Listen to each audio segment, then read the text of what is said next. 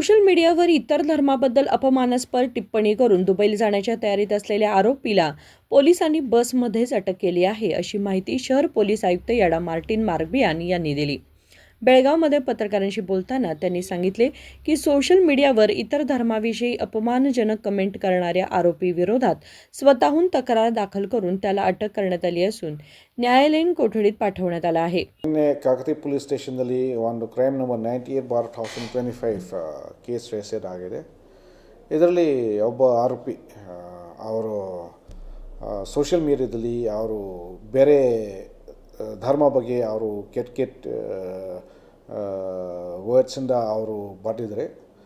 ಅದೇ ಸಲುವಾಗಿ ನಾವು ಕಾಕತಿ ಪೊಲೀಸ್ ಸ್ಟೇಷನ್ನಲ್ಲಿ ಒಂದು ಸುಮಾರು ಕೇಸ್ ನಾವು ತಗೊಂಡು ಮತ್ತು ಆಮೇಲೆ ಆರೋಪಿ ನಾವು ಅರೆಸ್ಟ್ ಮಾಡಿದ್ವಿ ಮತ್ತು ಈಗ ಅವರು ಜೆಸಿಯಲ್ಲಿದ್ದಾರೆ till the 30th of this month।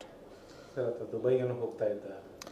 ಹೌದು, ಆ್ಯಕ್ಚುಲಿ ಅವರು ಆಲ್ರೆಡಿ ದುಬೈ ಹೋಗೋಕ್ಕೆ ರೆಡಿ ಆಗಿದ್ದಾರೆ ಮತ್ತು ಆಲ್ರೆಡಿ ಫ್ಲೈಟ್ ಟಿಕೆಟ್ಸ್ ಕೂಡ ಅವರು ಬುಕ್ ಮಾಡಿದರೆ ಮತ್ತು ನಾವು ಅರೆಸ್ಟ್ ಮಾಡೋಕ್ಕೆ ಕೂಡ ಅವರು ಬಸ್ಸಲ್ಲಿದ್ದರೆ ಬ್ಯಾಂಗ್ಳೂರು ಬಿಟ್ಟಕ್ಕೆ।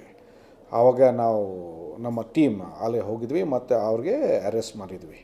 ಸೊ ಇದರಲ್ಲಿ ನಾನು ಎಲ್ಲರಿಗೆ ಒಂದು ಭಾಳ ಇಂಪಾರ್ಟೆಂಟ್ ವಿಷಯ ಬಗ್ಗೆ ನಾನು ಹೇಳಬೇಕು ಅಂದರೆ ಸೋಷಿಯಲ್ ಮೀಡಿಯಾದಲ್ಲಿ ಅಥವಾ ರಿಯಲ್ ಲೈಫ್ದಲ್ಲಿನೂ ಈ ಬೇರೆ ಜಾತಿ ಬಗ್ಗೆ, ಬೇರೆ ಧರ್ಮ ಬಗ್ಗೆ, ಬೇರೆ ಜನ ಬಗ್ಗೆ we should avoid all kind of insults R spreading hatred against them.